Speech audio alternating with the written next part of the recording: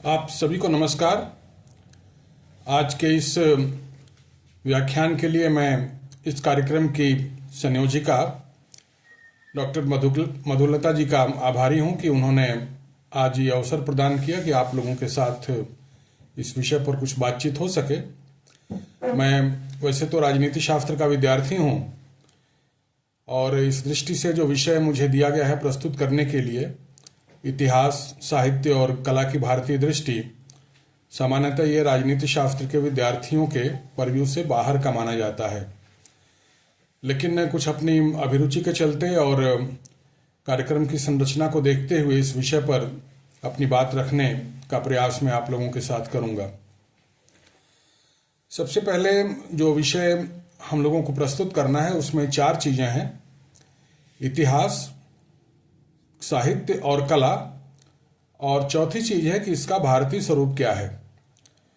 तो हम लोग सबसे पहले इस बात पर ही विचार करेंगे कि जिसे हम लोग भारतीय स्वरूप कह रहे हैं वो भारतीय स्वरूप कहने से क्या तात्पर्य है, क्योंकि जब तक ये स्पष्ट नहीं होता कि भारतीय स्वरूप या भारतीयता से हमारा क्या अभिप्राय है, तब तक हम साहित्य को कैसे भारतीय दृष्टि से देखेंगे, कला को कैसे भारतीय दृष्टि से देखेंगे, या हम लोग इतिहास को कैसे भारतीय दृष्टि से देखेंगे, ये संभव नहीं है।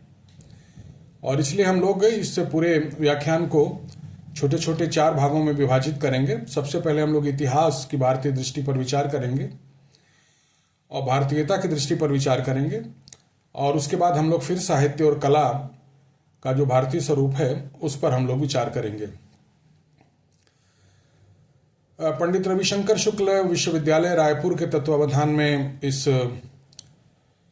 रिफ्रेशर कोर्स या जो भी ये कार्यक्रम चल रहा है, मदन मोहन मालवीय शिक्षक प्रशिक्षण केंद्र के तत्वावधान में, उसके माध्यम से ये बातें कहना अपने आप में आजकल थोड़ा सा मुश्किल है। कारण यह है कि जिस प्रकार के वैचारिक परिवेश में हम लोग रह रहे हैं वो बहुत ही उद्वेलित करने वाला परिवेश है, और विद्या विमर्श एक ऐसी चीज है जिसके लिए बहुत ही प्रशांत चित्त होकर विचार करने का परिवेश चाहिए। सीधे सीधे शब्दों में आप कहें तो हम लोग या तो विचारहीनता की अवस्था में हैं, अथवा हम लोग किसी वैचारिक उन्माद में रहने के अभ्यस्त हो गए हैं, या आजकल तो ये देखने में आ रहा है कि हम लोग वैचारिक अवसरवादिता के भी शिकार हो गए हैं। अर्थात किसी विषय पर यदि हम कुछ कहते, बोलते, लिखते हैं तो उसका अपना कुछ एक हिडन पॉलिटिकल एजेंडा भी होता है। लेकिन हम लोगों को इन सब चीज़ों से बचते हुए, विषय की गंभीरता और इसकी संवेदनशीलता को समझते हुए, भारतीयता का सम्यक अभिप्राय क्या है और उसके अंदर फिर इतिहास, साहित्य और कला की भारतीय दृष्टि क्या है, इसके स्वरूप, इसके महत्व पर विचार करना पड़ेगा। क्योंकि ये सभी प्रश्न किसी तात्कालिक महत्व के या किसी राजनीतिक महत्व के प्रश्न नहीं है, बल्कि इनका एक शाश्वत महत्व है, इनकी अपनी एक शाश्वत उपादेयता है, इनकी अपनी एक पेरेनियल सिग्निफिकेंस है। सबसे पहले हम लोग भारतीयता के प्रश्न को लेते हैं। जब भी हम भारतीयता के प्रश्न पर विचार करते हैं तो एक बात हम लोगों को आरंभ में ही स्वीकार करनी पड़ेगी, या आप ये कहिए कि एक मूल प्रतिज्ञा हमको लेनी पड़ेगी, और वो ये है कि द इंडिया या द भारत जैसा कुछ है। क्योंकि इस पर भी बार बार प्रश्न उठते हैं, विशेष रूप से इस पोस्ट मॉडर्न समय में, कि भारत जैसा कुछ है भी कि नहीं है। लेकिन यदि हम किसी विषय के भारतीय स्वरूप पर विचार कर रहे हैं, या जैसे आजकल बहुत सारे विषयों पर विचार होता है, भारतीय ज्ञान परंपरा पर विचार होता है, शिक्षा की भारतीय दृष्टि पर विचार होता है, स्वदेश पर या स्वराष्ट्र के प्रश्न पर विचार होता है, काल बोध या इतिहास बोध के प्रश्न पर विचार होता है, स्वदेशी या स्वराज के प्रश्न पर विचार होता है, तो ऐसे में हम लोगों को कुछ हमारा स्व है या नहीं, या जिसे हम लोग दूसरे अर्थों में भारत कहते हैं, ऐसा कुछ द भारत या द इंडिया जैसा कुछ है या नहीं, इस पर हम लोगों को पहले विचार करना पड़ेगा। और बिना इस प्रतिज्ञा को लिए कि द भारत जैसा कुछ है और वो अपने आप में विशिष्ट है, हम भारतीयता की इस बात को या इस संवाद को आगे नहीं बढ़ा सकते। तो पहली बात यह है कि हम ये मानकर चलते हैं कि द भारत जैसा कुछ है। अब उसके बाद जब ये हम लोग जिसे कहते हैं कि द भारत जैसा कुछ है और उस भारत के आधार पर भारतीयता जैसी कोई चीज़ है, तो एक सामान्य बात दोहरा दी जाती है जो कभी सुप्रीम कोर्ट में कह दी गई थी कि हिंदू धर्म या जो वस्तुतः भारत का मूल धर्म है वो अपने आप में एक वे ऑफ लाइफ है, एक जीवन जीने का तरीका है। लेकिन हमको ये नहीं भूलना चाहिए कि जो वे ऑफ लाइफ है वो किसी भी धर्म या किसी भी परंपरा के अनुयायियों के लिए उनका अपना एक वे ऑफ लाइफ होता है, और इसलिए वो केवल वे ऑफ लाइफ कहने से बात नहीं बनती है, बल्कि वे ऑफ लाइफ कह करके हम लोग बहुत सारी भारतीयता की विशिष्टताओं से कई बार बचने की भी चेष्टा करते हैं। इसलिए भारतीयता के प्रश्न को जब हम तय करने निकलेंगे तो हमको ये भी देखना पड़ेगा कि वो केवल अपने आप में वे ऑफ लाइफ नहीं है, बल्कि वो अपने आप में एक व्यू ऑफ लाइफ भी है, वो एक जीवन दर्शन भी है, वो एक जीवन दृष्टि भी है। अगर आप थोड़ा सा दर्शन शास्त्र की शब्दावली का प्रयोग करें तो भारत कहने में या भारत की व्याख्या करने में आपकी इसकी ज्ञान मीमांसात्मक व्याख्या भी करनी पड़ेगी, आपकी इसकी सृष्टि मीमांसात्मक व्याख्या भी करनी पड़ेगी, और आपको इसकी तत्व मीमांसात्मक व्याख्या भी करनी पड़ेगी, या जिसे आप लोग सत्ता मीमांसात्मक व्याख्या कहते हैं। यानी इसकी एपिस्टेमोलॉजिकल, कॉस्मोलॉजिकल और ऑन्टोलॉजिकल तीनों धरातलों पर आपको ये समझना पड़ेगा कि भारत कहने का या भारत होने का तात्पर्य क्या है। आचार्यों ने माना है कि दुनिया की प्रत्येक सभ्यता में आपसी साहचर्य के कारण बहुत सारी समरूपताएं या बहुत सारी समानताएं पाई जाती हैं, लेकिन किसी भी सभ्यता, संस्कृति का या किसी भी परंपरा का वैशिष्ट्य उसके केंद्र में या उसके कोर में निहित होता है। और इस दृष्टि से यदि आप देखेंगे तो जिसे हम भारत कहते हैं, उस भारत का जो वैशिष्ट्य है वो उसके भी केंद्र में निहित है, और वो केंद्र है आत्मबोध की जिज्ञासा का प्रश्न। यानी भारत अपने आप में एक इंक्वायरी बेस्ड सिविलाइजेशन है। ये एक ऐसी सभ्यता है जिसके केंद्र में एक महत् प्रश्न विद्यमान है, और वो महत् प्रश्न जो है वो आत्म जिज्ञासा का है, जिसे हम लोग को हम का प्रश्न कहते हैं, सेल्फ रियलाइजेशन का प्रश्न कहते हैं, वो इसके केंद्र या कोर में निहित है। तो ये अपने आप में एक जिज्ञासा मूलक सभ्यता है। ये इसका प्राथमिक, आधारभूत और सबसे मौलिक लक्षण है। ये जो आत्मबोध का प्रश्न है ये हमारे भारतीयों के कर्तव्य को, हमारे चिंतन को, हमारे विभिन्न व्यक्तियों और घटनाओं के मूल्यांकन को एक अवान्तर कथा की तरह से आच्छादित किए रहता है। जैसे फिल्मों में एक बैकग्राउंड स्टोरी चलती है और जो भी तात्कालिक चीज़ें चल रही होती हैं, उन तात्कालिक चीज़ों को बिना उस बैकग्राउंड स्टोरी के आप नहीं समझ सकते। उसी तरीके से आत्मबोध की जिज्ञासा का प्रश्न हम भारतीयों के प्रत्येक कार्य व्यवसाय में, हमारे चिंतन पद्धति में एक अवान्तर कथा की तरह से अहर्निश विद्यमान रहता है, सदैव विद्यमान रहता है। ये उसकी एक महती विशेषता है जिसे हमें नहीं भूलना चाहिए। तो हम लोग बात इस पर कर रहे थे कि सभ्यताओं का जो वैशिष्ट्य है उनके केंद्र में निहित होता है, और भारतीय सभ्यता का जो केंद्र है वो उसके जिज्ञासा मूलक होने में निहित है।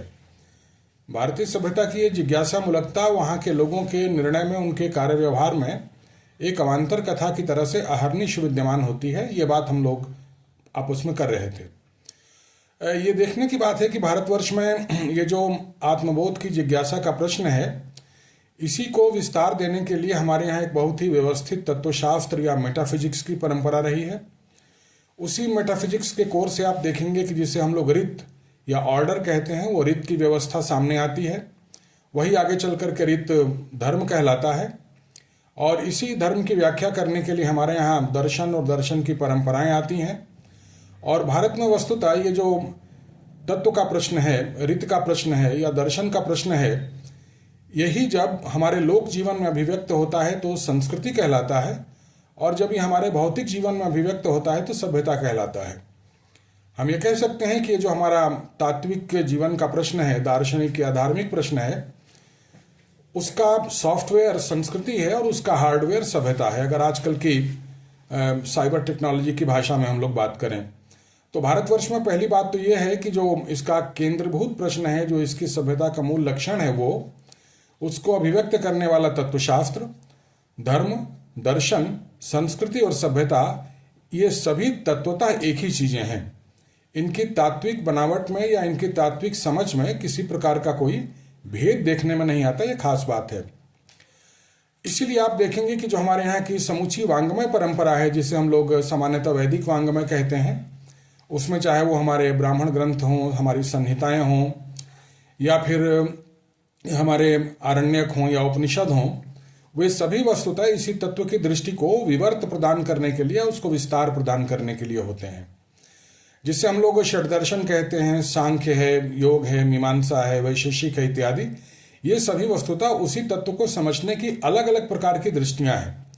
और जो भी पारंपरिक विचारक हैं वो इन दृष्टियों को आधुनिक विचारकों की तरह विरोधी नहीं मानते हैं, बल्कि वो उनको पूरक मानते हैं। वो एक दूसरे की कॉम्प्लीमेंट्री हैं। बिना एक प्रकार की दृष्टि को समझे आप दूसरे प्रकार की दृष्टि को भी ठीक प्रकार से नहीं समझ सकते। इन बातों को कैसे ठीक प्रकार से आप समझें, शास्त्र का ठीक प्रकार से आप अर्थ कैसे करें, इसके लिए हमारे यहाँ षडांग या 6 ऑर्गन्स ऑफ वेदा जिनको कहा जाता है, षड विद्याएं, जिसमें आप छंद को, व्याकरण को, निरुक्त को, ज्योतिष को इत्यादि को रखते हैं, ये हमारे यहाँ व्याप्त हैं। और ये सारा जो वैदिक वांग्मय है ये केवल शास्त्रीय आचार्यों और उनकी संप्रदायबद्ध गुरु परंपरा को ही न प्राप्त हो, उनके शिष्यों को ही न प्राप्त हो, ये जनमानस में भी आप लावित हो। इसके लिए भारतवर्ष में पुराणों की व्यवस्था है, और वो पुराण ही आगे चल करके जनमानस में इन शास्त्रीय या इन वैदिक प्रश्नों को या उसके प्रकार की जीवन प्रणाली को व्याप्त करते हैं। ये सभी कुछ हम प्राप्त कर सकें, इसके लिए एक विशेष प्रकार की जीवन शैली या इसके लिए एक विशेष प्रकार का कोड ऑफ कंडक्ट भी चाहिए। और वो जो कोड ऑफ कंडक्ट है या जीवन आचरण की व्यवस्था है वो हमको स्मृतियों से प्राप्त होती है।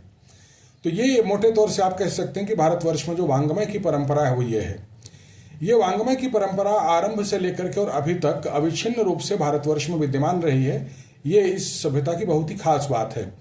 आप इन्हीं चीज़ों को आगे चल करके रामायण में, महाभारत में देखेंगे, आप कालिदास में देखेंगे, आप मम्मट में देखेंगे, कैयट में देखेंगे, भर्तृहरि में देखेंगे, भवभूति में देखेंगे, भारवी में देखेंगे, आनंदवर्धन में देखेंगे, अभिनवगुप्त में देखेंगे, भरत मुनि के नाट्यशास्त्र में देखेंगे, चरक में देखेंगे, या आगे चल करके आप इसको कौटिल्य में देखेंगे, या 18वीं 19वीं शताब्दी के बहुत सारे निबंधकार हुए हैं उनकी रचनाओं में देखेंगे, या अभी तक ये जो 20वीं शताब्दी की काशी की विद्वत परंपरा है वहाँ तक ये सारी चीज़ें व्याप्त हैं।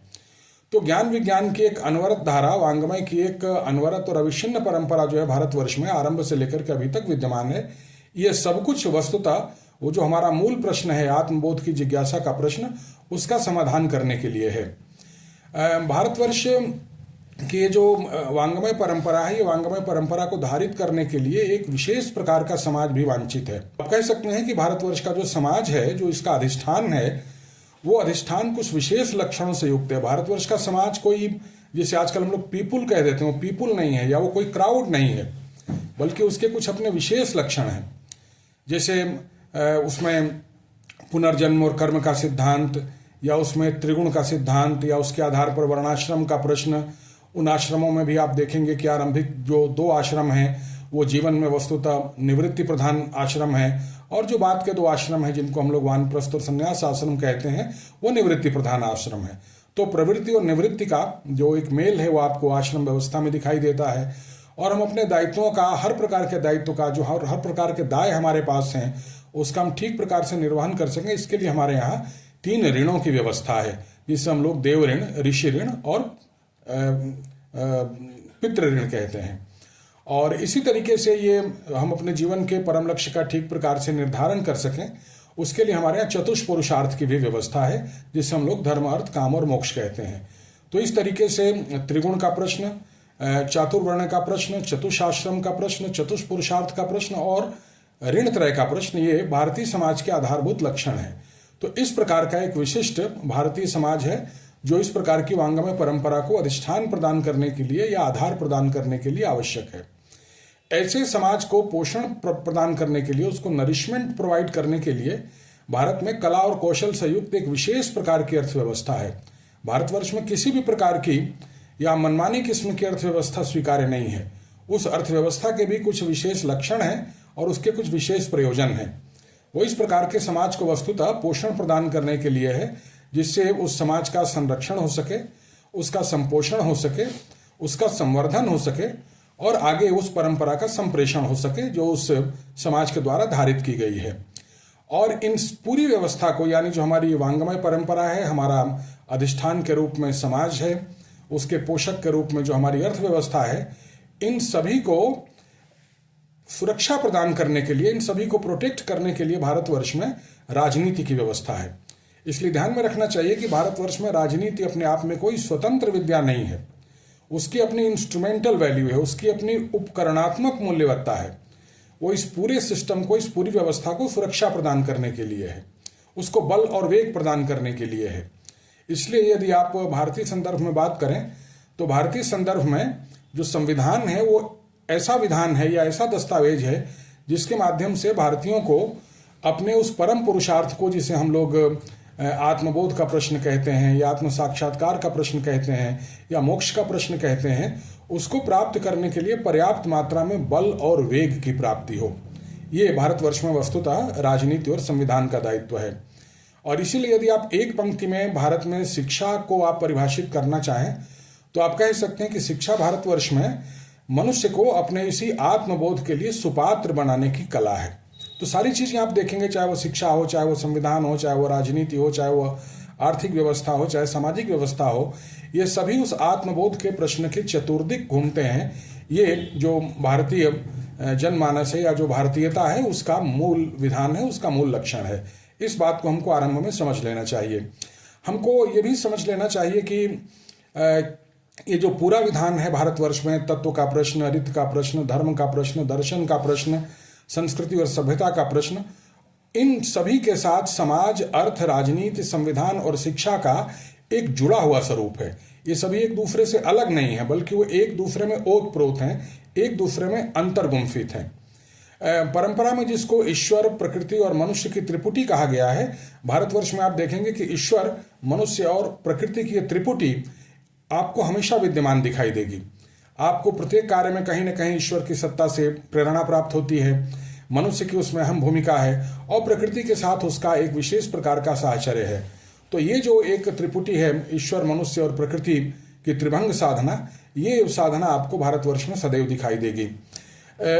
ये भी हम लोगों को ध्यान में रखना चाहिए कि ये जितनी चीज़ें हमने आपको गिनाई, आत्मबोध का प्रश्न, वांग्मय परंपरा, हमारा समाज, हमारी अर्थनीति, हमारा राजनीति, हमारी संवैधानिक व्यवस्था या हमारी शिक्षा व्यवस्था, ये सभी चूंकि एक दूसरे के साथ जुड़े हुए हैं, इसलिए इनकी स्थापना या इनकी विस्थापना ये एक साथ होती है। ये एक साथ या तो स्थापित होंगे या एक साथ विस्थापित होंगे। कारण यह है कि इन सबकी तासीर एक प्रकार की है, और तासीर अगर एक प्रकार की है तो ऐसा संभव नहीं होता कि इस पूरे प्रकल्प में किसी एक अंग या एक उपांग का जो प्रकृति है वो एक प्रकार की हो और दूसरे की प्रकृति दूसरे प्रकार की हो। तो इसलिए इसमें एक, आप कह सकते हैं कि एक प्रकृति जन्य एकता का तत्व भी विद्यमान है। उसमें आपस में एक बहुत ही इंटीमेट और बहुत ही गहरा संबंध विद्यमान है। ये भी भारतवर्ष में देखने में आता है कि भारतवर्ष में बौद्धों, जैनों की और लोकायतों की भी एक परंपरा रही, और इसकी वजह से जो भारत का विद्वत समाज रहा उसको अपनी बात को कहने का, उसको तर्कशीलता प्रदान करने का, वाद संवाद करने का एक बहुत बड़ा शास्त्रीय अनुभव प्राप्त रहा। भारत में जो इतिहास है उस इतिहास में आप देखते हैं कि तमाम विदेशी सत्ताएं भी भारतवर्ष में आई, उन्होंने यहाँ पर शासन भी किया, और इसकी वजह से विदेशी सत्ताओं के साथ भी हमारे बहुत ही अच्छे बुरे अनुभव रहे। तो एक बहुत ही अनुभव के क्षेत्र पर भी हम लोग बहुत समृद्ध परंपरा अपने आप में हैं। तो जब भी हम भारतवर्ष के प्रश्न पर विचार करेंगे तो ये जो मूल शास्त्रीय धारा है उसके साथ साथ हम लोग जो इसकी बौद्ध, जैन और लोकायत की धारा है वो भी इसी परंपरा से निकली हुई है। और जो बाहरी परंपराएं या बाहरी धर्म या विचार भारतवर्ष में आते हैं उनके साथ भी हमारा जो संवाद हुआ है, इन सभी पक्षों को हमको ध्यान में रखना चाहिए। पंडित विद्यानिवास मिश्र के नाम से आप लोग परिचित होंगे, आप लोग अधिकांश साहित्य और संस्कृति के विद्यार्थी हैं। विद्यानिवास जी संदर्भ में एक बात कहते हैं कि भारतवर्ष में ये जो पूरी की पूरी परंपरा है, जो शास्त्रीय परंपरा है, उसके साथ साथ चलने वाली जो लोक परंपरा है जिसकी आगे चल करके हम लोग चर्चा करेंगे, उसके साथ साथ जो हमारी ग्रामीण और नगरीय परंपरा है या हमारी जनजातीय या तांत्रिक परंपरा है, ये सभी कुछ बहुत ही संश्लिष्ट है, बहुत ही सिंथेटिक है। और इसमें कितना प्रतिशत शास्त्रीय है, कितना लौकिक है, कितना नगरीय है, कितना ग्रामीण है, कितना जनजातीय है, कितना तांत्रिक है, ये आप तय नहीं कर सकते, और आप इनको अलग अलग भी नहीं कर सकते, और इनको अलग अलग करने की आवश्यकता भी नहीं है। और जब कभी आप इनको अलग अलग करके देखने पर रखने की कोशिश करेंगे तो कभी भी समग्र और सम्यक रूप से आप भारतीयता के स्वरूप को आप नहीं समझ सकते। तो मोटे तौर से जब हम कहते हैं भारतीय, तो भारतीय होने का ये अभिप्राय है जिसको हमने यथासंभव संक्षेप में आपके सामने रखा कि इसका एक अपना केंद्रीय प्रश्न है। उस प्रश्न का विस्तार देने के लिए एक बहुत ही सुचिंतित, बहुत ही सुदीर्घ और अविच्छिन्न ज्ञान परंपरा है। और तीसरा, उसको आधार प्रदान करने के लिए हमारे यहाँ एक विशेष लक्षणों से युक्त सामाजिक व्यवस्था है, उसको पोषण प्रदान करने के लिए राजनीतिक व्यवस्था है, उसको सुरक्षा प्रदान करने के लिए एक राजनीतिक व्यवस्था है, और उसको एक कोड ऑफ कंडक्ट देने के लिए हमारे यहाँ एक विशेष प्रकार के संविधान और शिक्षा की व्यवस्था है। इस पूरे प्रकल्प को यदि आपको और विस्तार से पढ़ना है तो आप लोगों को महर्षि अरविंद की पुस्तक भारतीय संस्कृति के आधार या फाउंडेशंस ऑफ इंडियन कल्चर को पढ़ना चाहिए, और ये किताब दोनों भाषाओं में उपलब्ध है। तो इसमें महर्षि अरविंद ने इस प्रश्न का और इस पूरे प्रकल्प का बहुत ही विस्तार से वर्णन किया है। अब जो दूसरा प्रश्न हमारे सामने है वो ये है कि इतिहास क्या है। आजकल हम लोग इतिहास को किस दृष्टि से देखते हैं और इतिहास की भारतीय दृष्टि क्या है, अब हम लोग इसको जानने समझने की कोशिश करेंगे। ये भी हम लोगों के अनुभव में आता है कि आज हम लोग अपने विचारों को लेकर के न केवल विचारहीनता की या वैचारिक उन्माद की या वैचारिक अवसरवादिता की गिरफ्त में हैं, बल्कि कई बार ऐसा भी लगता है कि हम लोग बहुत ही आत्मविभाजन के शिकार हैं। और ये आत्मविभाजन कोई सामान्य किस्म का आत्मविभाजन नहीं है, बल्कि ये बहुखंडी आत्मविभाजन है, जिसको अगर आप ऑर्थोपेडिक साइंस की भाषा में बात करें तो मल्टीपल फ्रैक्चर्स, हमारी पूरी जीवन दृष्टि और जीवन विधान में तमाम मल्टीपल फ्रैक्चर्स देखने में आते हैं। बहुत प्रकार के आत्मविभाजन के हम लोग शिकार हो चुके हैं, और उसकी वजह से एक सर्वव्यापी अविश्वसनीयता का संकट देखने में आता है। मनुष्य का मनुष्य के साथ, मनुष्य का पारिवारिक मान्यताओं के साथ, परिवार का समाज की गतिशीलता के साथ, समाज का अर्थनीति की गतिशीलता के साथ, समाज और अर्थनीति का अपनी राजनीतिक व्यवस्था के साथ, जहां पर भी आप देखेंगे वहां पर एक अविश्वसनीयता और टकराव या संघर्ष का संकट जो है वो सर्वत्र दिखाई देता है। और ऐसा लगता है कि हम लोग बहुत ही बुरी तरीके से न केवल आत्म विभाजन के शिकार हैं, बल्कि उस आत्म विभाजन के कारण हम लोग आत्म विस्मृति के भी शिकार हैं और हम लोग आत्म भ्रमित भी हैं। तो जब भी हम इस स्थिति की विवेचना करेंगे तो हमको ये ध्यान रखना चाहिए कि वस्तुतः हमारे विस्मृत होते हुए या विकृत होते हुए इतिहास बोध के कारण है। जब सभ्यताओं का इतिहास बोध विकृत हो जाता है तब इस प्रकार के आत्म विभाजन और उस आत्म विभाजन के परिणाम स्वरूप आत्म भ्रमित होने की या फिर आत्म विस्मृत होने की स्थितियां उत्पन्न होती हैं।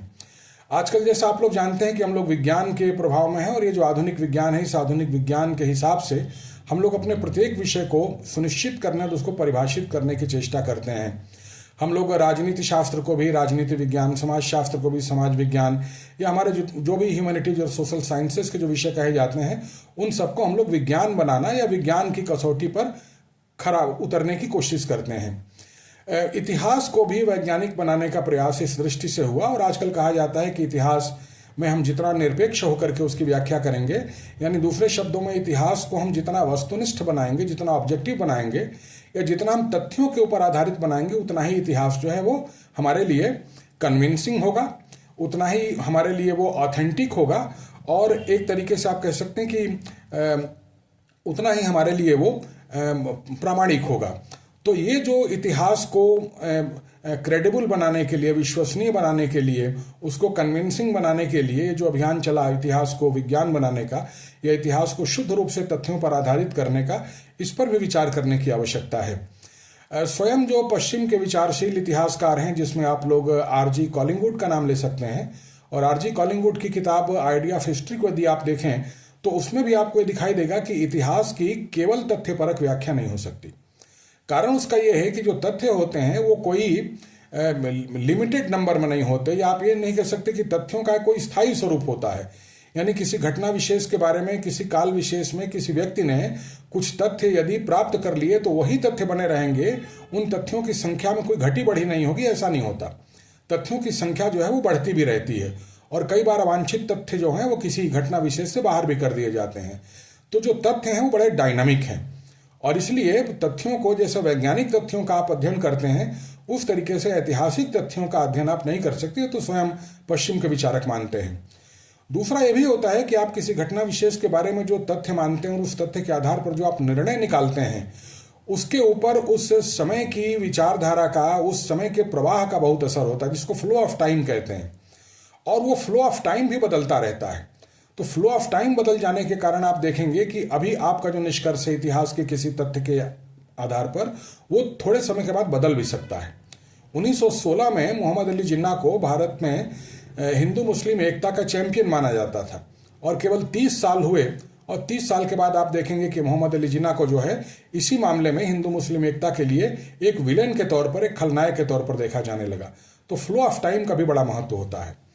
इसी तरीके से इतिहास के तथ्यों को देखने का जो पर्सपेक्टिव है, जो परिप्रेक्ष्य है, वो भी बदल सकता है और वो व्यक्ति व्यक्ति के हिसाब से बदल सकता है, दृष्टि दृष्टि के हिसाब से बदल सकता है। भारत के विभाजन में गांधी की क्या भूमिका रही, या नेहरू की क्या भूमिका रही, या पटेल की क्या भूमिका रही, या पटेल और नेहरू के क्या संबंध थे, गांधी और नेहरू के क्या संबंध थे, गांधी और सुभाष बोस के क्या संबंध थे, ये जो तमाम ऐतिहासिक प्रश्न हैं उनको आप देखते होंगे कि अलग अलग पर्सपेक्टिव के कारण, अलग अलग परिप्रेक्ष्य के कारण इसकी अलग अलग व्याख्या होती है। इसी तरीके से यदि आप रोमन साम्राज्य के पतन को देखें वैश्विक धरातल पर, तो रोमन साम्राज्य के पतन का कारण जो सेंट ऑगस्टीन जैसे क्रिश्चियन थियोलॉजियंस हैं वो इसको अलग दृष्टि से देखते हैं, या गिबन जैसे जो इतिहासकार हैं जिन्होंने 5 वॉल्यूम में the decline and fall of Roman Empire जैसी भारी भरकम किताब लिखी, वो इसको दूसरी दृष्टि से देखते हैं। तो तथ्यों के साथ ये 3 प्रकार की समस्याएं हैं कि तथ्य जो है वो डायनामिक होते हैं, घटते बढ़ते रहते हैं। फिर तथ्यों का जो विश्लेषण है वो जो फ्लो ऑफ टाइम होता है वो फ्लो ऑफ टाइम के हिसाब से भी बदलता रहता है, और तथ्यों के विश्लेषण में जो परिप्रेक्ष्य है, जो पर्सपेक्टिव है, उस परिप्रेक्ष्य या पर्सपेक्टिव का भी बहुत प्रभाव होता है। और इसीलिए जॉर्ज बर्नार्ड शॉ जैसे बड़े विचारक ये कहते हैं कि history teaches us only one lesson that it teaches us know lesson, कि जो इतिहास है वो केवल हमको यही पाठ पढ़ाता है कि इससे हम कुछ भी सीख नहीं सकते। और इसलिए आप देखेंगे कि कुछ ऐसे भारतीय विचारक हैं जिसमें आप लोगों ने आचार्य रामनाथ सुमन का नाम सुना होगा यदि आप लोग हिंदी साहित्य के विद्यार्थी हैं, या महर्षि अरविंद जिनकी किताब इस संबंध में रेनेसा इन इंडिया को देखना चाहिए। ये लोग मानते हैं कि भारत में इस प्रश्न को बिल्कुल अलग दृष्टि से देखा गया, और पश्चिम में भी एरिक वॉगलिन जैसे ऐसे विचारक हुए हैं जिनकी 5 वॉल्यूम में किताब है ऑर्डर एंड हिस्ट्री, वो भी वस्तुतः बताते हैं कि इतिहास को देखने की परंपरागत दृष्टि क्या रही। आचार्य रामनाथ सुमन ये बताते हैं कि जो इतिहास है उसकी 2 प्रकार की गति होती है, एक केंद्र की तरफ उन्मुख गति और एक परिधि की तरफ उन्मुख गति, जिसे आप लोग सेंट्रीपिटल और सेंट्रीफ्यूगल मूवमेंट कहते हैं, केंद्रापसारी दृष्टि और केंद्राभिसारी दृष्टि। जो आधुनिक पश्चिम है उस आधुनिक पश्चिम की दृष्टि जो है वो परिधि की तरफ उन्मुख रही, और इसके कारण से धीरे धीरे उसने अपने केंद्र का विस्मरण किया। और इस बात को अगर आप और विस्तार से देखना चाहते हैं तो आप लोगों को ओस्वाल्ड स्पेंगलर की किताब the decline of the West को देखना चाहिए। और इस किताब में ओस्वाल्ड स्पेंगलर स्पष्ट रूप से बताते हैं कि कैसे आधुनिक यूरोप अपनी मध्यकालीन परंपरा का तिरस्कार करके एक आत्मभ्रम का, या आप ये कह सकते हैं कि आइडेंटिटी क्राइसिस का शिकार हुआ, और धीरे धीरे वो अपने केंद्र से दूर चला गया। उसकी एक डिसेंटरिंग हुई, और उस डिसेंटरिंग के कारण जो उसके अंदर जो अपनी पहचान का संकट या जो आइडेंटिटी क्राइसिस पैदा हुई, उस आइडेंटिटी क्राइसिस की दोबारा भरपाई करने के लिए कैसे यूरोप में आइडियोलॉजीज या विचारधाराओं का उदय होता है। आजकल भारतीय विश्वविद्यालयों में जितनी विचारधाराएं आप पढ़ते हैं, और वो केवल समाज विज्ञानों में, पॉलिटिकल साइंस में, सोशियोलॉजी में ही नहीं, बल्कि आपके इकोनॉमिक्स में, आपके लॉ में, आपके लिंग्विस्टिक में, आपके फिलॉसफी में, आपके हिस्ट्री में, आपके लिटरेचर में, हर जगह उन विचारधाराओं का प्रभाव देखने में आता है। तो ओस्वाल्ड स्पेंगलर इस बात को कहते हैं कि ये जो विचारधाराएं हैं, जिसे आप लोग उदारवाद या नव उदारवाद आप कहते हैं, या इच्छा स्वातंत्र्यवाद कहते हैं, या जिसे आप लोग मार्क्सवाद कहते हैं, मार्क्सवाद के भी बहुत सारे एडिशन हैं, पश्चिमी मार्क्सवाद, पूर्वी मार्क्सवाद, है ना, या जिसको आप लोग आजकल बहुसंस्कृतिवाद कहते हैं, नारीवाद कहते हैं, या उसके साथ साथ जिसे आप लोग आधुनिक राष्ट्रवाद कहते हैं, पर्यावरणवाद कहते हैं, सबाल्टर्नवाद कहते हैं। ये जितनी विचारधाराएं भारतीय विश्वविद्यालयों में पढ़ाई जा रही हैं या जिनके ऊपर रिसर्चेज हो रही हैं, ये वस्तुतः आधुनिक यूरोप की अपने स्वत्व को खोजने के अलग अलग प्रकार के प्रयास हैं। और यदि आप इनकी गहरी मीमांसा करें तो आप पाएंगे कि वस्तुतः ये सारी आइडियोलॉजी जो है वो किसी न किसी प्रकार की कॉन्फ्लिक्टिंग और स्कैटर्ड आइडेंटिटी को जन्म देती हैं। ये बिखरी हुई और संघर्षशील अस्मिताओं को जन्म देती हैं, और इसीलिए ये जो पठन पाठन हमारा चल रहा है उसमें सामंजस्य की अपेक्षा जो है वो संघर्ष अधिक दिखाई देता है। ये खास बात है। और अगर आप और भी गहराई से इन चीज़ों की अंतर समीक्षा करें तो आप पाएंगे कि जितनी ये विचारधाराएं हैं ये वस्तुतः मनुष्य और मनुष्य के समाज के बीच के जो अंतर संबंध हैं उनको समझने की या तो भ्रमित या विकृत या आधी अधूरी समझ के ऊपर आधारित है।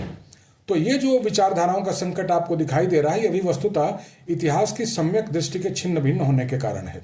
तो फिर इतिहास की सम्यक दृष्टि क्या रही, इस पर विचार किया जाए।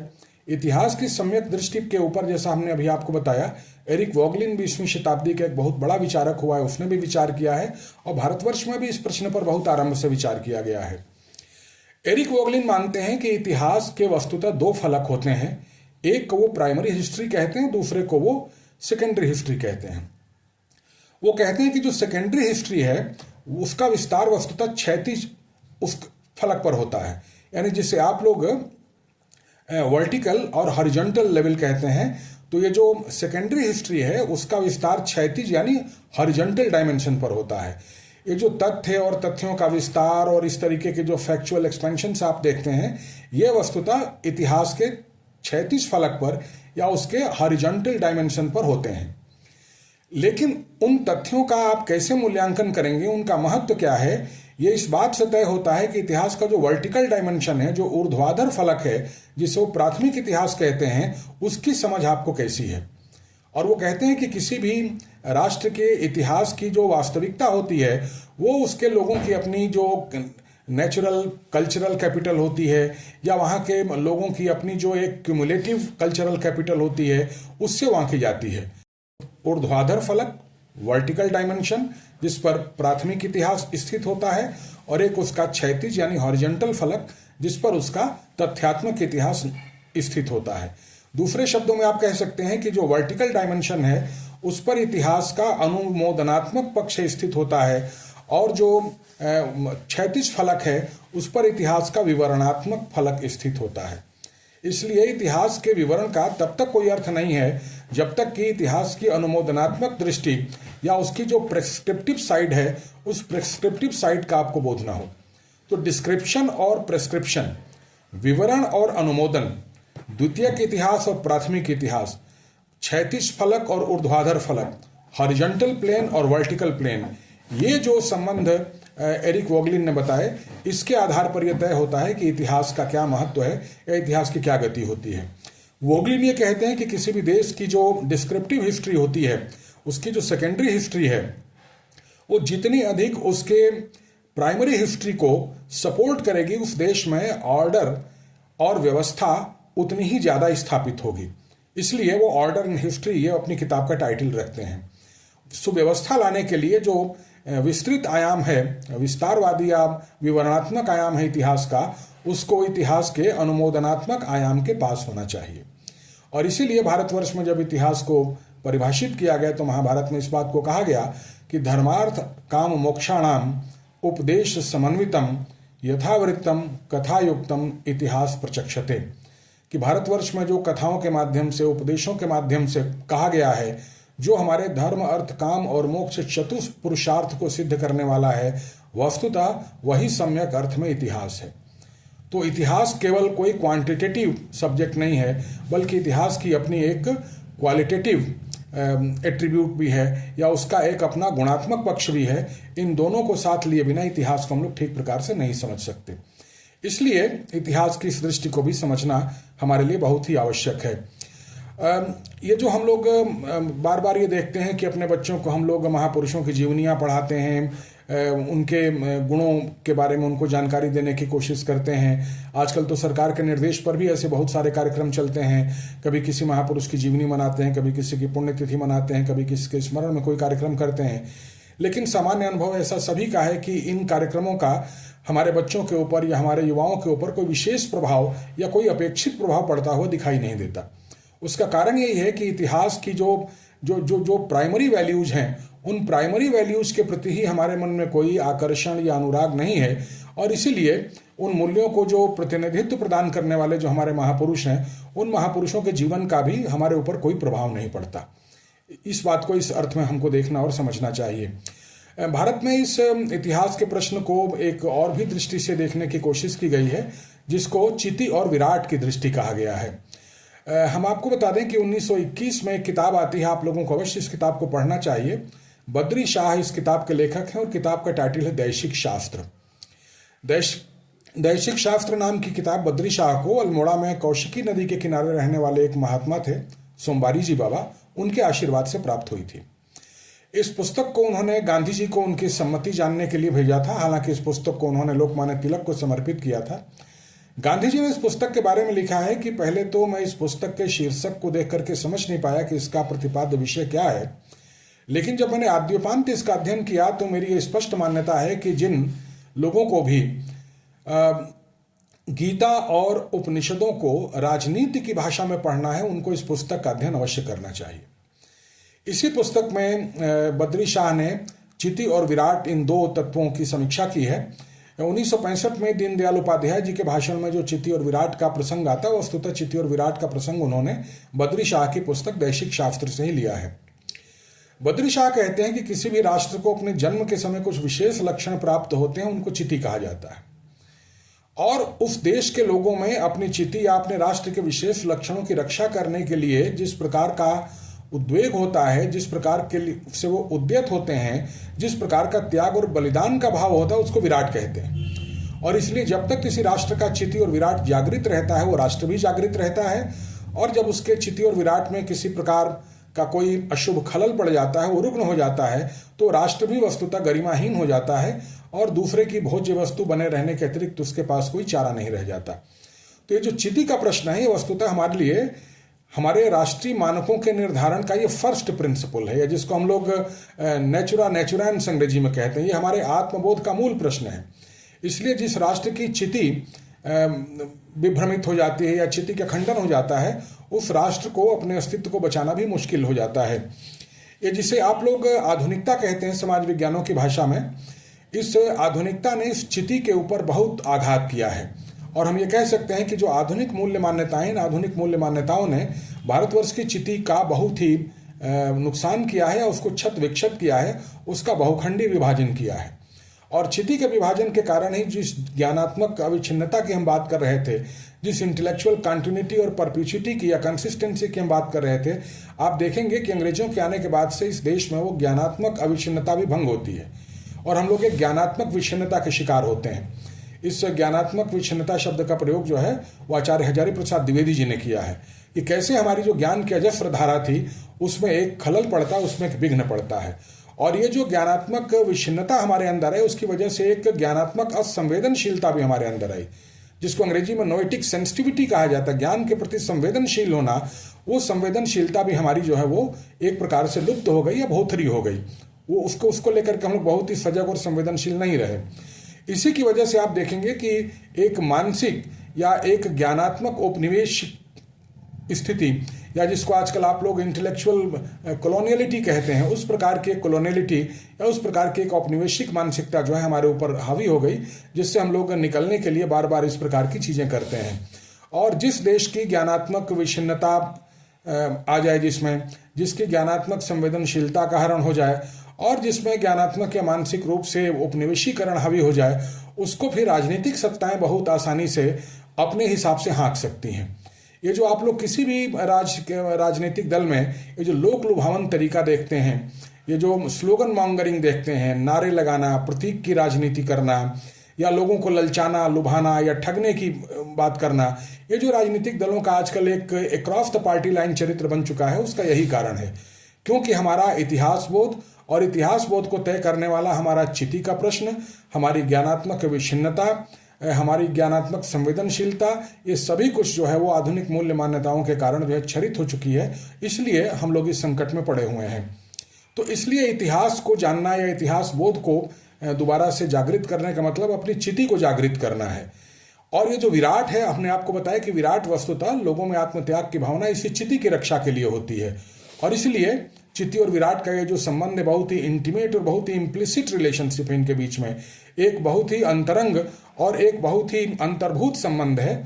और ये भी हमको जानना चाहिए कि ये जो सिद्धांत आपको बताए गए, ये इनके सामाजिक आर्थिक उपयोग तो हैं, राजनीतिक उपयोग तो हैं, लेकिन मूलतः ये जो भारतीयता के, चिति के, विराट के प्रश्न को तय करने वाली चीजें हैं, ये कोई सोशियो पॉलिटिकल आइडियाज नहीं है, बल्कि ये ऑन्टोलॉजिकल आइडियाज हैं। ये हमारी एसेंशियल रियलिटीज हैं। ये हमारी वस्तुतः सत्ता मीमांसात्मक यथार्थ है।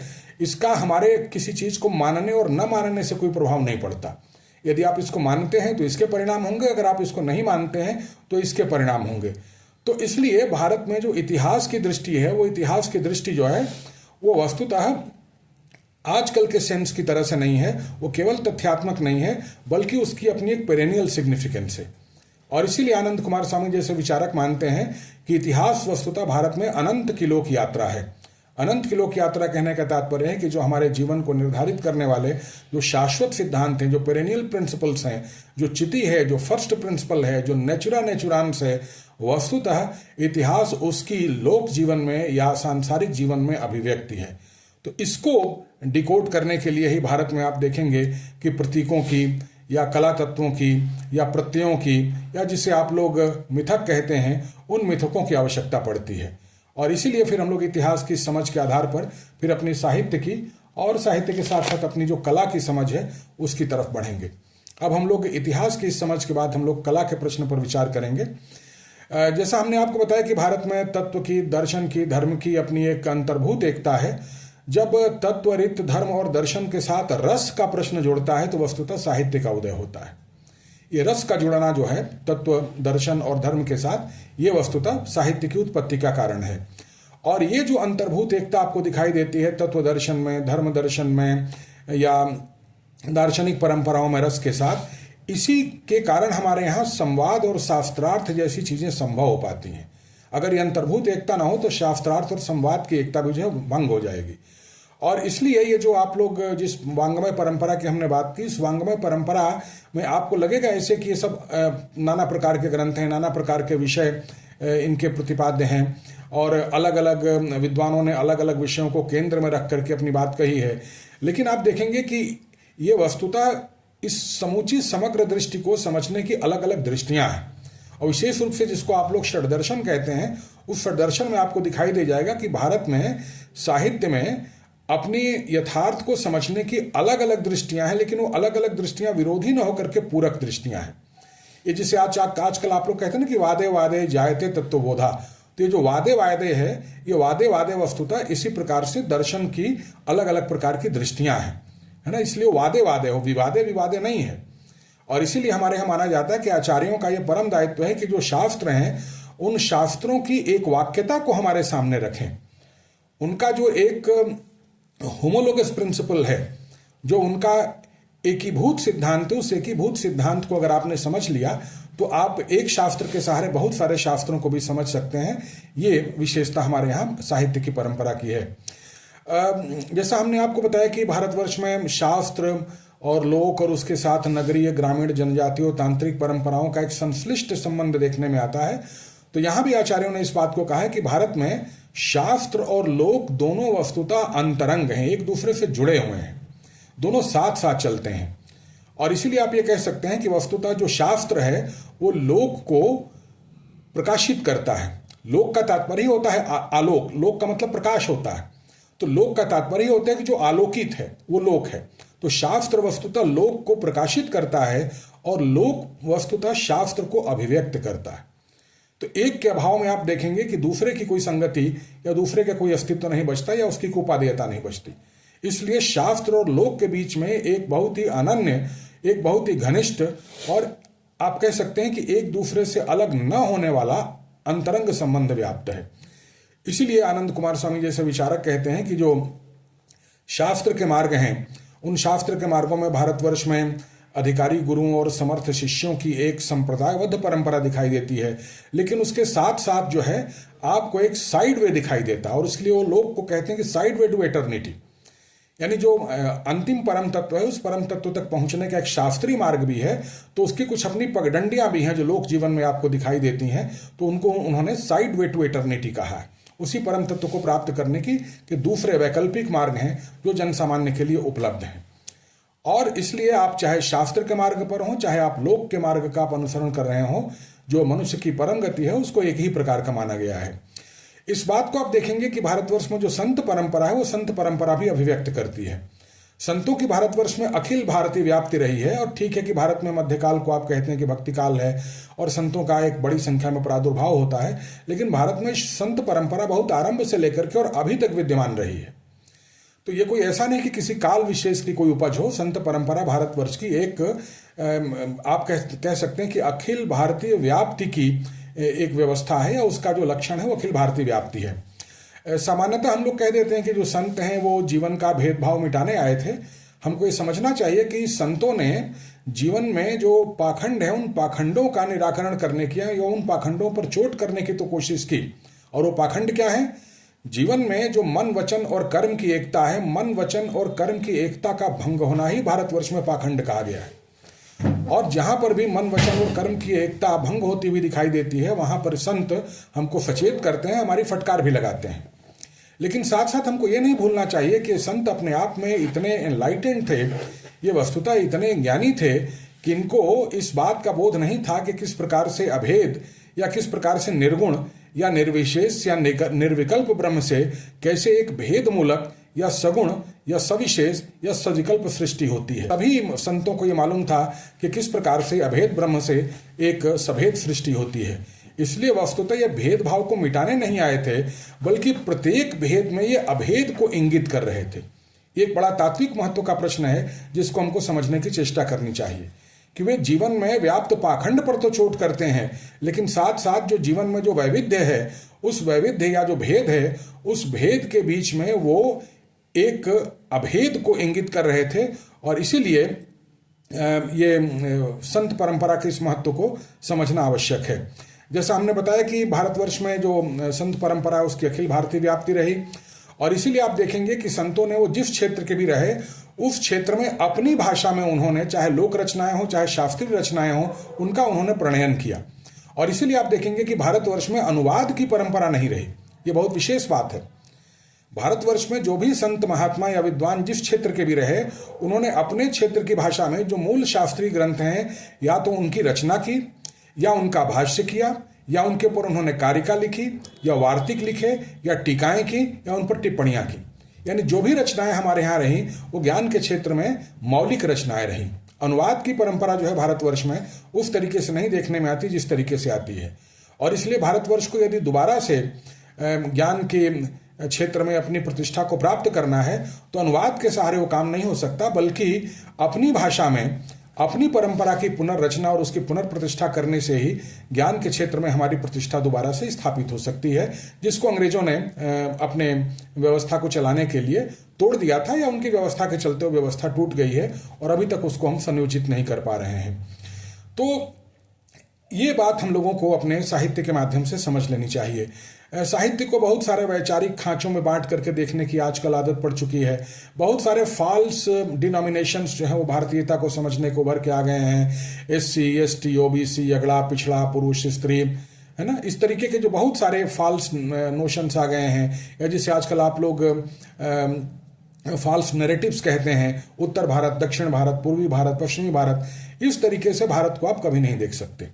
तो भारत को जो देखने की एक दृष्टि है उसको ठीक प्रकार से समझने की आवश्यकता है। और जो हमारा विद्या विमर्श है, दिक्कत यह है कि वो विद्या विमर्श इस प्रकार का है जो भारतवर्ष की हमारी समग्र समझ के लिए साधक नहीं बल्कि बाधक बनता है। हमारी यूनिवर्सिटियां आज इस प्रकार के विद्या विमर्श को संचालित कर रही हैं, उस पर बहुत गहराई से विचार करने की आवश्यकता है। और दो प्रकार के यूनिवर्सल, जिनको एक हम लोग लिबरल यूनिवर्सल्स कहते हैं और दूसरे जिसको हम लोग मार्क्सिस्ट यूनिवर्सल्स कहते हैं, वो हमारे पूरे विद्या विमर्श को और हमारी सोच को आच्छादित किए हुए हैं। जैसे लिबर्टी का प्रश्न, इसको आप कह सकते हैं इंडिविजुअलिज्म का प्रश्न, व्यक्तिवाद का प्रश्न, व्यक्तिगत स्वतंत्रता का प्रश्न, इसको आप कह सकते हैं कि एक लिबरल यूनिवर्सल है जिसके सहारे हम चीज़ों को जानने समझने की कोशिश करते हैं। या दूसरी तरफ हम देखेंगे जो मार्क्सियन यूनिवर्सल्स हैं, जैसे कि इक्वेलिटी का प्रश्न, एक्सप्लॉयटेशन का प्रश्न, या डिस्क्रिमिनेशन का प्रश्न, या ऑपरेशन का प्रश्न, सब्जुगेशन का प्रश्न, हेजीमनी का प्रश्न यानी आधिपत्य का प्रश्न, विभेद का प्रश्न, असमानता का प्रश्न, शोषण का प्रश्न, ये जो तमाम प्रकार के मार्क्सियन या जो लिबरल नैरेटिव्स जो गढ़े गए हैं, इनकी दृष्टि, इनके कारण से भी आप कभी भारतीय दृष्टि को ठीक प्रकार से नहीं समझ सकते।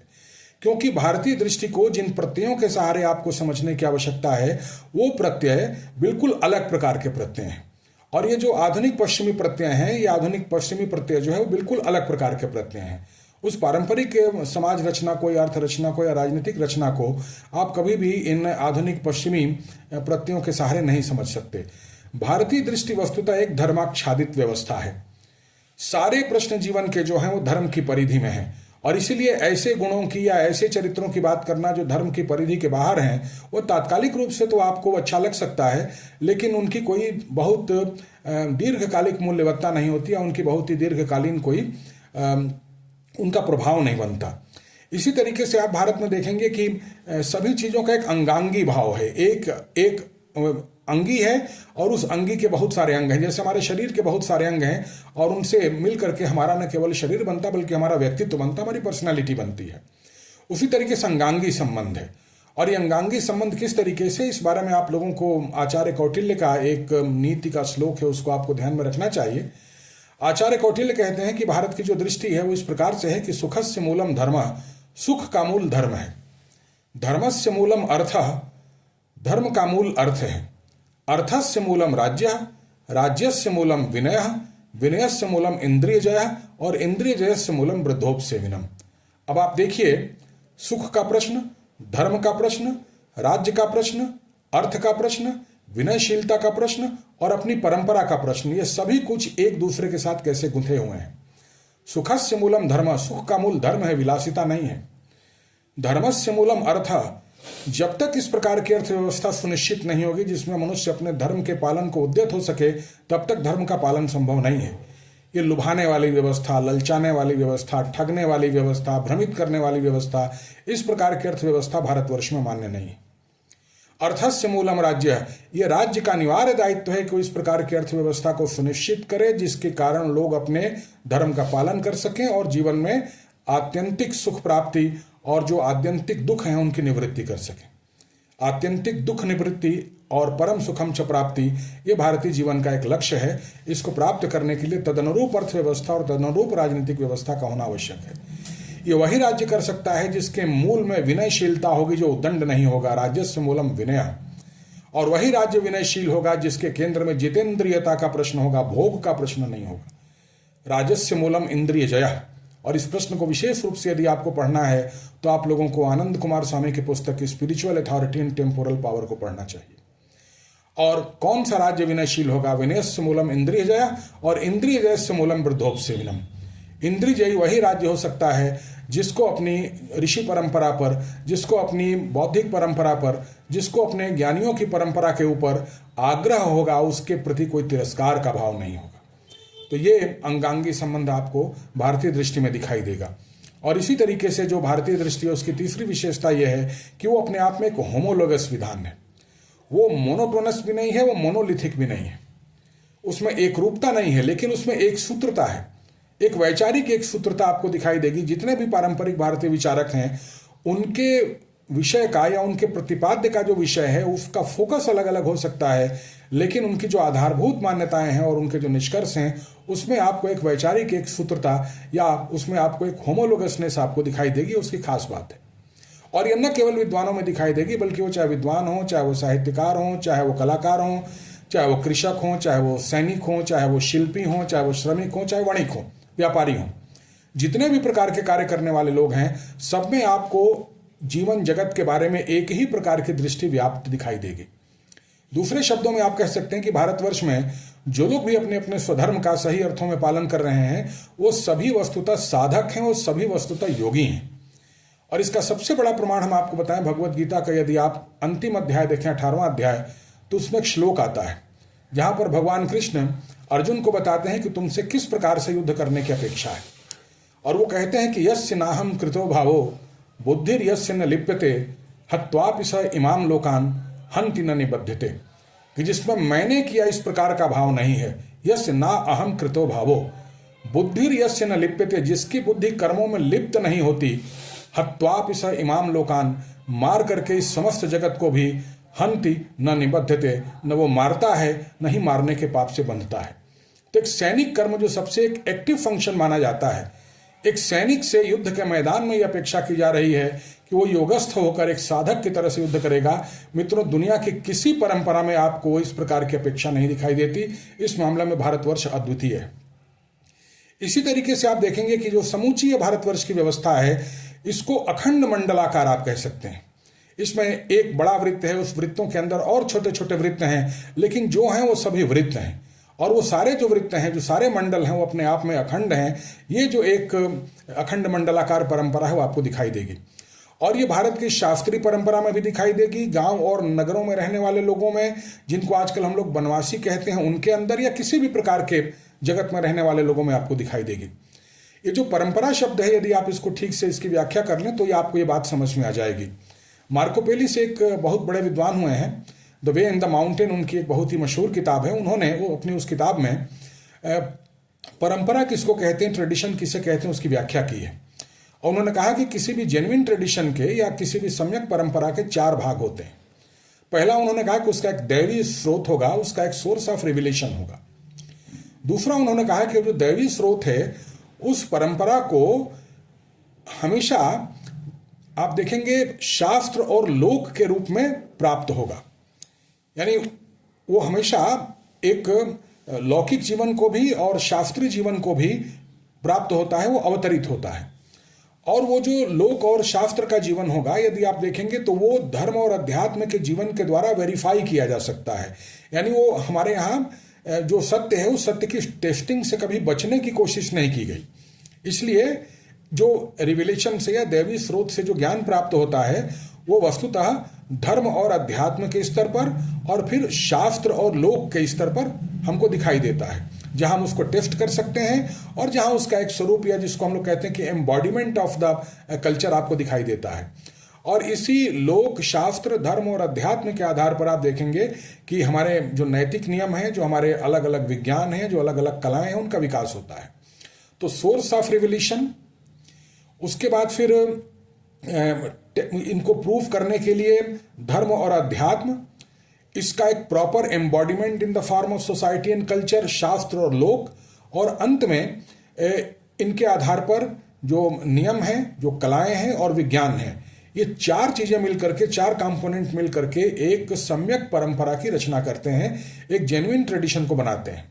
और ये बात आप देखेंगे, अगर आप ध्यान से देखें तो भारतवर्ष की शास्त्रीय परंपराओं में भी और हर प्रकार की लौकिक परंपराएं, चाहे वो ग्रामीण और नगरीय परंपराएं हो या वनवासी परंपराएं हो या तांत्रिक परंपराएं हो, आपको हर जगह दिखाई देगा। इसलिए भारतवर्ष में यह कहना कि कोई चीज मेन स्ट्रीम ट्रेडिशन है और कोई चीज पेरिफेरल ट्रेडिशन है, ये मान्य नहीं है। ये जब आप चीजों को ठीक से समझते नहीं हैं तब आप इस प्रकार की अनावश्यक संघर्षपरक व्याख्याएं करते हैं।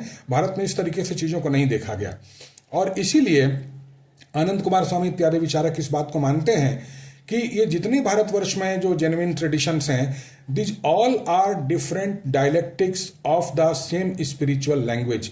ये एक ही प्रकार की आध्यात्मिक भाषा की अलग अलग बोलियां हैं। यदि आपको उस आध्यात्मिक भाषा के तत्वों की पहचान होगी तो इन बोलियों में निहित तत्वों को या उसके मर्म को आप ठीक प्रकार से समझ लेंगे। इसलिए भारतवर्ष में शब्द, अर्थ और भाव का एक मिला जुला संसार है। इस शब्द, अर्थ और भाव के संसार को समझना ही वस्तुतः भारत में साहित्य की साधना है या साहित्य का उद्देश्य है। साहित्य की जो भारतीय दृष्टि है वो इस प्रकार की है, जैसा हमने आपको संक्षेप में बताने की कोशिश की। और आखिरी बात है कि भारत में कला से क्या तात्पर्य है, कला किसको कहते हैं। तो जैसा हमने आपको बताया कि तत्व की, रीत की, धर्म की, दर्शन की जब रस के साथ युति होती है तो वो साहित्य बनता है। तो उसी तरीके से जब तत्व की रूपात्मक और रसात्मक अभिव्यक्ति होती है तो कला बनता है। कला और कुछ नहीं है, उसके साथ भी वो तत्व, दर्शन, रीत और धर्म का तत्व विद्यमान है। जब उसकी रूपात्मक और रसात्मक रूप से अभिव्यक्ति होती है तो उसको हमारे यहाँ कला कहा गया है। भारतवर्ष में इसीलिए विचारकों ने व्यवहारिक कला और ललित कला के बीच में कोई भेद नहीं माना। भारतवर्ष में जितनी कला है वो सभी प्रयोजन मूलक कला है। कला जीवन के साथ यहाँ जुड़ी हुई है, व्यवहार के साथ यहाँ जुड़ी हुई है। और इसीलिए कला समीक्षकों का कहना है कि भारत में artist is not a special type of person but every person is a special type of artist. कलाकार कोई विशेष प्रकार का व्यक्ति नहीं है, बल्कि प्रत्येक व्यक्ति एक विशेष प्रकार का कलाकार है। ये भारत में कला की दृष्टि है। वो चाहे गायन हो, वादन हो, नर्तन हो, चित्रकला हो, स्थापत्य कला हो, शिल्प कला हो, हर प्रकार की कलाएं जो है भारतवर्ष में इसी दृष्टि की अभिव्यक्ति है, इसी दृष्टि का मैनिफेस्टेशन है। इसके साथ साथ जो एक और खास बात है वो ये है कि भारत में कला को त्रिउपलब्धिकारिणी माना गया है। यानी कला भी अपने आप में साधना है। कला भी एक प्रकार से योग की ही भूमि पर की जाती है। कला भी हमारे यहाँ कोई साधना और योग से अलग नहीं है। ये बड़ी विलक्षण बात है कि एक कलाकार को भी साधक और योगी माना गया है, एक सैनिक को भी साधक और योगी माना गया है। एक श्रमिक को, एक किसान को, एक वणिक को भी साधक और योगी माना गया है। और भारतीय पुराण शास्त्र में आपको प्रत्येक क्षेत्र के एक से एक प्रतिम दृष्टांत प्राप्त होंगे। वो तीन उपलब्धियां क्या हैं जो कलाकार को प्राप्त होती हैं? भारत में कहा गया है कि यदि सम्यक प्रकार से आप कला का अवगाहन करते हैं तो कला आपको आत्म पूर्णता प्रदान करती है, आपको सेल्फ फुलफिलमेंट प्रोवाइड करती है। उस कला की साधना से आपको आत्म उन्नयन प्राप्त होता है, आपका सेल्फ अपलिफ्टमेंट होता है।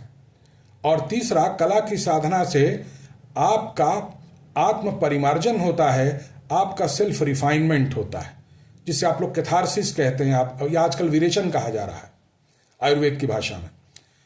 तो कला से आत्म पूर्णता भी प्राप्त होती है, आत्म उन्नयन भी प्राप्त होता है और आत्म परिमार्जन भी प्राप्त होता है। इसलिए इसको त्रिउपलब्धिकारिणी भी माना गया है। सेल्फ फुलफिलमेंट, सेल्फ अपलिफ्टमेंट और सेल्फ रिफाइनमेंट, ये तीनों चीजें कला से प्राप्त होती हैं। तो इसलिए कला भी वस्तुतः जीवन के साथ अंतरंग रूप से जुड़ी हुई है। तो ये भारतवर्ष में भारतीयता का क्या लक्षण है, वो भारतीयता का लक्षण कैसे भारत की इतिहास दृष्टि पर व्याप्त है, वो कैसे भारत की साहित्य दृष्टि पर व्याप्त है, वो कैसे भारत की कला दृष्टि पर व्याप्त है, इसको हम लोगों को इस प्रकार से समझना चाहिए। दूसरे शब्दों में, संक्षेप में हम कह सकते हैं कि ये तत्त्वरित, धर्म, दर्शन, साहित्य, कला, भाव, इन सभी की एक अंतर्भूत एकता, एक इनकी इंटीमेट रिलेशनशिप भारतवर्ष में विद्यमान है। जो चीज आपको तत्व में दिखेगी उसी का विस्तार आपको रीति में दिखेगा, उसी का विस्तार आपको धर्म में दिखेगा, उसी का विस्तार आपको दर्शन में दिखेगा। उसी की जो लौकिक अभिव्यक्ति या वैचारिक अभिव्यक्ति होगी वो आपको संस्कृति में दिखाई देगी, उसी की जो भौतिक अभिव्यक्ति है वो आपको सभ्यता में दिखाई देगी। यही चीजें आपको साहित्य और कला में दिखाई देंगी। तो ये जो अंतर्भूत एकता है, इसी अंतर्भूत एकता के कारण भारतवर्ष में जीवन दृष्टि और जीवन विधान की एकता आपको दिखाई देती है। इसी कारण हम पहचान पाते हैं कि हम भारतीय हैं, या जैसे अभी हम लोग आरंभ में कह रहे थे कि द इंडिया या द भारत जैसा कुछ है, उस द इंडिया या द भारत की पहचान जीवन की इसी अंतर्भूत एकता के कारण होता है, जीवन विधान और जीवन दृष्टि की इसी अंतर्भूत एकता के कारण होता है। ये चीज जड़ और चेतन सभी में इसी प्रकार से लागू होती है। ये बात केवल चेतन प्राणियों के लिए नहीं है, बल्कि जड़ और चेतन दोनों के लिए है। अलग अलग भी है और दोनों के पारस्परिक संबंध का निर्धारण भी वस्तुतः इसी अंतर्भूत एकता के कारण होता है। भारतवर्ष में या किसी भी जेन्युइन ट्रेडिशन में इसीलिए जानने और होने के बीच में भी एक अंतर्भूत एकता मानी गई है। To know is to be. अगर हम कुछ जानते हैं तो उस जानने की सार्थकता तभी है जब हम वैसा होना चाहते हैं। आजकल जो हम लोगों के साथ सबसे बड़ी दिक्कत है, खासकर बुद्धिजीवियों के साथ, वो ये है कि हम जानने की बहुत सारी चीज़ों की कोशिश करते हैं, लेकिन वैसा होने की इच्छा हमारे अंदर नहीं होती। और इसीलिए हमारे जानने और होने के बीच में जो गैप है, उसके कारण कोई चीज़ सार्थक रूप से फलीभूत नहीं होती। हमारे विश्वविद्यालयों में, हमारे विद्या संस्थानों में इतने उपक्रम चलाए जा रहे हैं, इतने प्रयोग हो रहे हैं, इतनी धन संपत्ति लग रही है, लेकिन किसी विषय के साथ जो हमारा एक अंतरंग संबंध होना चाहिए वो अंतरंग संबंध नहीं है। इसके कारण हमारे जानने और होने के बीच में कोई बात नहीं बन पाती और वो विद्या उस तरीके से प्रतिफलित नहीं हो पाती है। इसलिए जानने और होने का संबंध भी जो है बहुत ही खास है। आजकल इस एकता को कह दिया जाता है कि भारत में यूनिटी इन डाइवर्सिटी है, अनेकता में एकता। लेकिन पंडित विद्यानिवास मिश्र इस बात को दूसरे तरीके से कहते हैं। कहते हैं कि बजाय ये कहने के कि भारत में अनेकता में एकता है, कहना यह चाहिए कि भारत में एकता से उद्भूत अनेकता है। भारत में जो डाइवर्सिटी है वो diversity originated from the unity है। ये बात कहने से, केवल बात को कहने का ढंग बदलने से इसका अर्थ और इसका प्रभाव बदल जाता है, क्योंकि एक एकता है, उस एकता से उद्भूत अनेकता है। इसलिए उस एकता से उद्भूत जो अनेकता होगी वो वस्तुतः सह अनेकता होगी और उसका फिर हमारे जीवन के साथ एक स्वाभाविक समाकलन हो सकता है। इस बात को हम लोगों में ध्यान रखना चाहिए। तो इस तरीके से आप देखेंगे ज्ञानात्मक रूप से, सृष्टि मीमांसात्मक रूप से और सत्ता मीमांसात्मक रूप से, हर तरीके से आप जो भारत की दृष्टि है, भारत का जो वैविध्य है और उस वैविध्य के अंदर जो स्थित जो एकता का तत्व है उसको हम लोग ठीक प्रकार से समझ सकते हैं। इसी के माध्यम से हम संस्कृति और सभ्यता के बीच में जो एकता है, जो चीज़ें हमारी वैचारिक दृष्टि को उन्मीलित करती हैं, वस्तुतः हमारी सभ्यता में भी उसी प्रकार की कृतियां स्वीकार्य हैं। इन दोनों के बीच की एकता को भी हम लोग इसी रूप में देख सकते हैं। इस पूरी एकता को खंडित करने का काम आधुनिकता ने किया। आधुनिकता को आप लोग कोई शब्द शास्त्र की दृष्टि से, साहित्य की दृष्टि से नहीं, बल्कि जिसे समाज विज्ञानों में आधुनिकता कहा जाता है, गुणवाचक व्यवस्था, जिसने एक बिल्कुल अलग प्रकार की विचार दृष्टि प्रदान की, जो हम लोगों को ब्रिटिश या पश्चिमी जो ये रेनेसां या पुनर्जागरण काल हुआ, उस पुनर्जागरण काल के माध्यम से, भारतीय पुनर्जागरण के माध्यम से हमको प्राप्त हुई उस आधुनिकता ने हमारी इस एकता को बहुखंडित रूप से भंग किया। ये जो आधुनिक विज्ञान की खंडनवादी दृष्टि है, ये जो आधुनिक अर्थव्यवस्था की विलासवादी दृष्टि है, ये जो आधुनिक मनुष्य की जो इहलोकवादी दृष्टि है, इन तीनों चीज़ों ने, ये जो आधुनिक अर्थ दृष्टि है, आधुनिक विज्ञान दृष्टि है और आधुनिक इहलोकवादी दृष्टि है, इसने वस्तुतः ये जो जीवन की समग्र एकता है, वो चाहे हमारे विभिन्न शास्त्रों के बीच में हो, चाहे हमारे सभ्यता और संस्कृति के बीच में हो, चाहे हमारी विभिन्न दृष्टियों के बीच में हो, उसके बीच में एक बहुत बड़ी खाई, एक बहुत बड़ा भंग पैदा किया है, एक बहुत मल्टीपल फ्रैक्चर पैदा किया है। इसलिए आधुनिकता के स्वरूप को भी समझने की बहुत आवश्यकता है। आप लोग यदि इन विषयों को समझना चाहते हैं तो आप लोग इसके पूर्व पक्ष आधुनिकता और आधुनिकता की मीमांसा को भी ठीक से समझें, ऐसी अपेक्षा है। कभी मौका मिला तो हम लोग इस प्रश्न पर अलग से बात करेंगे। इस पूरे प्रकल्प को समझने के लिए आप लोग यदि साहित्य के विद्यार्थी हैं तो आप लोगों को सूर कबीर तुलसी को तो पढ़ना ही चाहिए। आप लोगों को आचार्य रामचंद्र शुक्ल, आप लोगों को आचार्य हजारी प्रसाद द्विवेदी और आप लोगों को जयशंकर प्रसाद को पढ़ना चाहिए। तीन ऐसे विचारक हैं जो आधुनिकता की इस समझ को साहित्य के स्तर पर उकेरते हैं और हमारी दृष्टि को, हमारी भारतीय दृष्टि की तरफ मोड़ने का प्रयास करते हैं। इसी तरीके से आप विद्यानिवास मिश्र को, वासुदेव शरण अग्रवाल को, आप कुबेर नाथ राय को, आप निर्मल वर्मा को, आप यशदेव शल्य को, आप मुकुंद लाठ को, ये कुछ ऐसे इतिहास पुरुष हैं या ये ऐसे कुछ साहित्यकार हैं जिनको आप लोगों को पढ़ना चाहिए। अगर आप दूसरे और विचारकों को पढ़ना चाहते हैं तो जैसे हमने आपको बताया कि आपको श्री अरविंद की किताब फाउंडेशंस ऑफ इंडियन कल्चर को पढ़ना चाहिए। आप लोगों को गांधी की किताब हिंद स्वराज को पढ़ना चाहिए। आपको आनंद कुमार स्वामी की 3 पुस्तकें एसीएज इन नेशनल आइडियलिज्म, आर्ट एंड स्वदेशी और spiritual authority and temporal power को पढ़ना चाहिए। आपको फ्रांसीसी विचारक रेने गेनो की किताब Crisis of the Modern Mind को पढ़ना चाहिए। ईस्ट एंड वेस्ट को पढ़ना चाहिए। Introduction to the Ideas of Hindu Doctrine को पढ़ना चाहिए। आप लोगों को मार्को पेलिस की किताब the way and the mountain को पढ़ना चाहिए। आप लोगों को सिमोन विल की किताब ग्रेविटी एंड ग्रेस को पढ़ना चाहिए। नीड फॉर रूट्स को पढ़ना चाहिए। वेटिंग अनटू गॉड को पढ़ना चाहिए।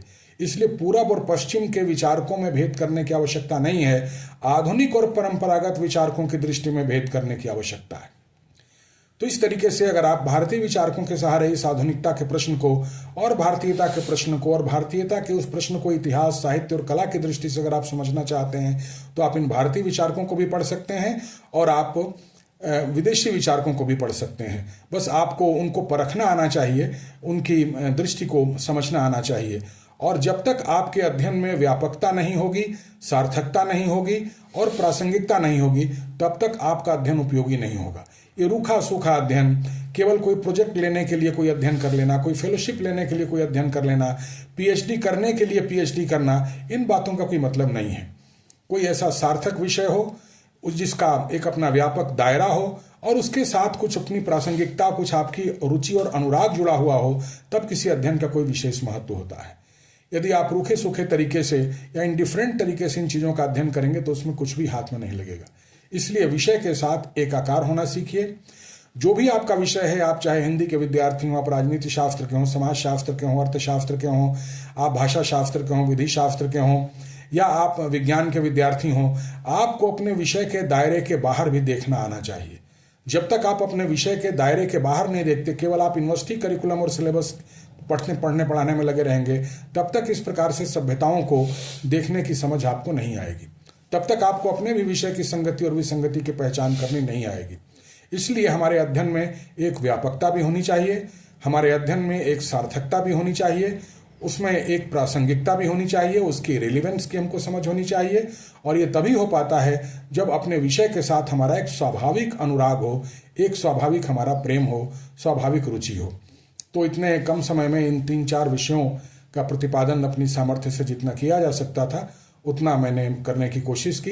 एक बार फिर से मैं इस कार्यक्रम की संयोजक महोदया को, मधुलता जी को धन्यवाद देना चाहूँगा कि उन्होंने आप लोगों के साथ आज ये संवाद करने का सुअवसर मुझे प्रदान किया और आप लोगों ने इतने धैर्य के साथ इस बात को सुना, इसके लिए मैं आप सभी का आभारी हूँ। धन्यवाद, नमस्कार।